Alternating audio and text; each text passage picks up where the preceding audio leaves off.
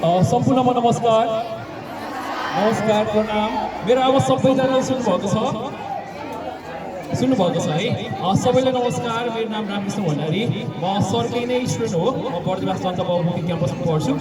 म धेरै कुरामा भन्दिनँ, छोटो कुरामा तपाईँहरूलाई भन्छु। आज म 22 वर्ष पुरा भएर 23 वर्षमा म लागेँ।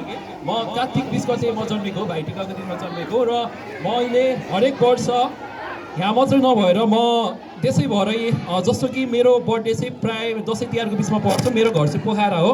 पहिला चाहिँ मैले पोखरामा मनाउँथेँ मेरो बर्थडे, तर सौभाग्यवश यसपालि मैले यहीँ किसाननगर बर्दिवासमा मनाउन पाएको छु। एकदमै खुसी लागेको छ। विशेष गरी यस विद्यालय परिवारलाई म धेरै धन्यवाद व्यक्त गर्न चाहन्छु, किनकि सरले भन्ने यस्तो माया गर्नुभएको छ। र म भजन बुवाको घरमा बस्छु। मेरो दोस्रो बुवाको रूपमा मैले भजन बुवालाई पाएको छु। र म आज जे छु नेपाली शिक्षाको कारणले गर्दा छु जस्तो लाग्छ। र हुन त मैले यहाँ धेरै सहयोग गर्न नसके तापनि कम्तीमा मैले व्यवस्थापन परिवारलाई, जुन हाम्रो स्कुल परिवारलाई यो मुना किताब मैले दिने प्रयास गरेको छु। यो हाम्रो यही लाइब्रेरी विद्यालय व्यवस्थापन समितिसँग रहन्छ। तपाईँहरू फुर्सदको समयमा गएर चाहिँ तपाईँहरूले यो किताब पढ्न सक्नुहुन्छ। धेरै कुराहरू थाहा पाउन सक्नुहुन्छ। यहाँ जम्मा 100वटा किताब रहेको छ भने तपाईँहरूको लागि भनेर यो चेस खेल तपाईँहरूलाई आउँछ होला। चेस खेल एकदमै राम्रो खेल छ, हुन त यहाँ पनि छ होला, तर मेरो एउटा सानो प्रयासमा चाहिँ हो लुडो पनि रहेको छ। त्यो सँगसँगै म धेरै कुरा भन्नुभन्दा पनि तपाईँहरूले पनि जन्मदिन मनाउनुहुन्छ होला। सबैजनाले केक पनि काट्नुहुन्छ होइन? केक काट्नुहुन्छ त? हुन्छ, एकदमै राम्रो हो त, आफ्नो ठाउँमा राम्रो कुरा होला।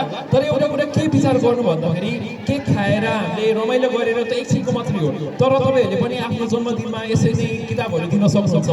अनि त्यस सँगसँगै तपाईँहरूले रुख बिरुवाहरू पनि रोप्न सक्नुहुन्छ। र विद्यालय परिवारसँग विभिन्न ठाउँहरूमा राम्रो भोजनहरू, आश्रमहरूमा गएर पनि दान गर्न सक्नुहुन्छ।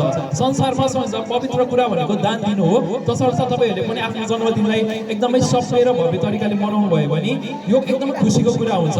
तसर्थ तपाईँहरूले पनि आफ्नो भविष्यमा, तपाईँहरू अहिले सानो हुनुहुन्छ, भविष्यमा गएर यस्तै कुराहरू तपाईँले आफ्नो अभिभावकलाई कुरा सिकाउनु भयो भने, आफ्नो भाइ बहिनीहरूलाई पनि सिकाउनु भयो भने 1-2 हजारको केक किन्नुको साथै किताबहरू किनेर स्कुललाई दिन सक्नुहुन्छ वा साथीहरूले चाहिँ दिन सक्नुहुन्छ।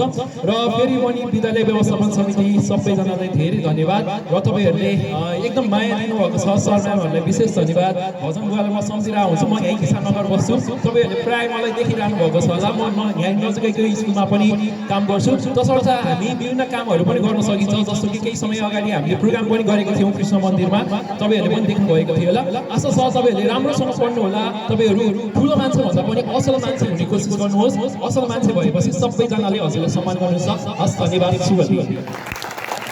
कति सुन्दर विचार छ। उहाँ आफै राम्रो हुनुहुन्छ, त्यही भएर हामी सबैलाई राम्रो देख्नु भएको छ। यो उहाँको उत्कृष्ट